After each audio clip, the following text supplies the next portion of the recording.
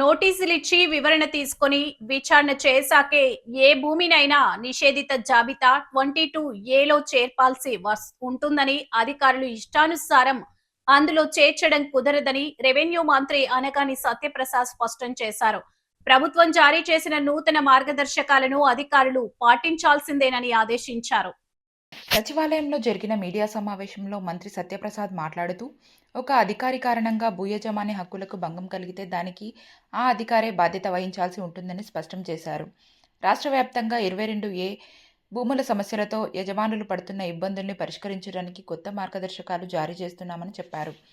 ఇవి వెంటనే అమల్లోకి వస్తాయన్నారు. రిజిస్ట్రేషన్ చట్టం 1908లోని సెక్షన్ 22A కింద గతంలో జారీ చేసిన అన్ని సర్క్యులర్లు, సూచనలు, వివరణలు, మార్గదర్శకాలన్నీ దీంతో రద్దవుతాయని వెల్లడించారు. కొత్త మార్గదర్శకాలు జారీ అయినప్పటి నుంచి 90 రోజుల్లో IGRS, CCSA సంబంధిత విభాగాలు సాఫ్ట్వేర్లో మార్పులు చేసుకోవాలన్నారు. ఉత్తర్వులను ఉల్లంఘిస్తే కఠిన చర్యలు తీసుకుంటామని హెచ్చరించారు. ఈ మేరకు కొత్త మార్గదర్శకాలతో జీవో విడుదల చేశారు. అధికారుల తీరు కారణంగా భూ వివాదాలు అధికమవుతున్నందున సీఎం చంద్రబాబు ఆదేశాల మేరకు ఇకపై నిబంధనల మేరకు వ్యవహరించకపోతే చర్యలు తీసుకోవడానికి వెనకాడేది లేదని హెచ్చరికలు జారీ చేశారు.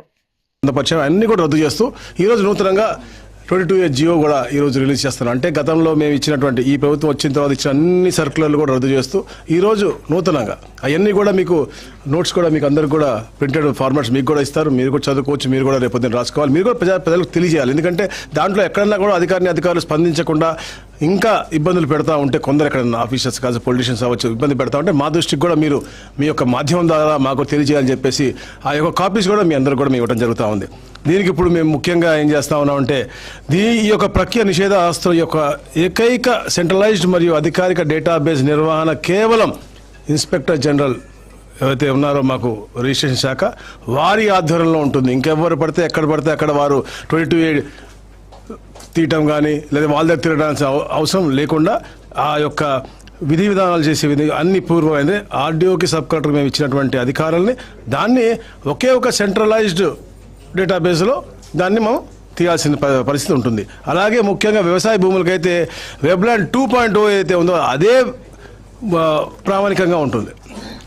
వెబ్లాండ్ 2.0 అంతే తప్ప ఎక్కడ కూడా మాన్యువల్ ఎంట్రీ అనేది పూర్తిగా ప్రొహిబిట్ చేస్తూ ఉన్నాం. ఏదైతే మాన్యువల్ ఎంట్రీ ఉన్నాయో ఇవన్నీ కూడా ఎక్కడ కూడా దాని గురించి మనం చేయకుండా విధంగా మనం ఇస్తూ ఉన్నాం.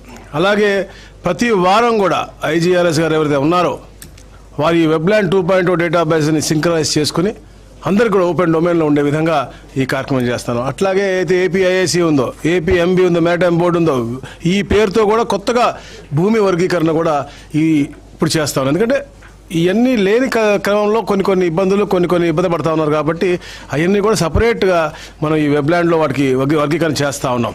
అలాగే సీలింగ్ సర్ప్లస్ ఏదైతే ఉన్నాయో వాటిని కూడా IGRS డేటాబేస్లోకి మనం పంపిస్తూ ఉన్నాం.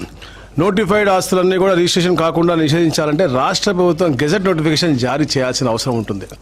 Without that it's not possible. అలాగే కోర్టు కేసులు మరియు ఇతర కేటగిరీల కింద IGRS డేటాబేస్లో ఉన్న ఎంట్రీలు కోర్టు తీర్పులకు అనుగుణంగా వాటి ప్రకారం ఇచ్చిన గెజెట్ నోటిఫికేషన్ ఉంటేనే కోర్టు కేసులు మరియు ఇతర కేటగిరీల కింద ఈ ఉంటాయి. అలాగే ముఖ్యంగా గ్రామకంఠ భూములు మేము గతంలో కూడా ఇచ్చినాం. ఎట్టి పరిస్థితుల్లో కూడా 22Aలో ఉండడానికి వీలు లేదు. అది చాలా కఠినంగా మేము ఈరోజు కూడా మళ్ళా తెలియజేస్తా ఉన్నాం. మేము ఎప్పుడు చెప్తున్నాం, పట్టా భూములు ఎట్టి పరిస్థితుల్లో కూడా 22Aలో ఉండకూడదు. ఎందుకంటే ఒక్క సర్వే నంబర్లో ఎక్కడో ఒక దగ్గర చిన్న వేరే అంటే అది ఎండోమెంట్స్ అవ్వచ్చు, వేరే క్లాసిఫికేషన్లో భూమి పరంగానే మొత్తం అంతా పెట్టడం కూడా చాలా స్ట్రిక్ట్గా మేము తీసుకుంటాము. దాన్ని సబ్ డివిజన్ చేసి ఏదైతే క్లియర్గా ఉందో దాన్ని 20A నుంచి రిమూవ్ చేయాలని చెప్పే లక్ష్యంగా మేము చేస్తా ఉన్నాం. అలాగే ముఖ్యంగా ఏదైతే ఆల్రెడీ క్రమబద్ధీకరించినటువంటి ULC భూములు ఉన్నాయో ఆ ఆస్తులు అవి కూడా జాబితా నుంచి మేము 22A నుంచి కూడా తీసేయాలి ఇమీడియట్గా అని చెప్పేసి కూడా మేము ఈరోజు ఈ జియో ఇస్తా ఉన్నాం.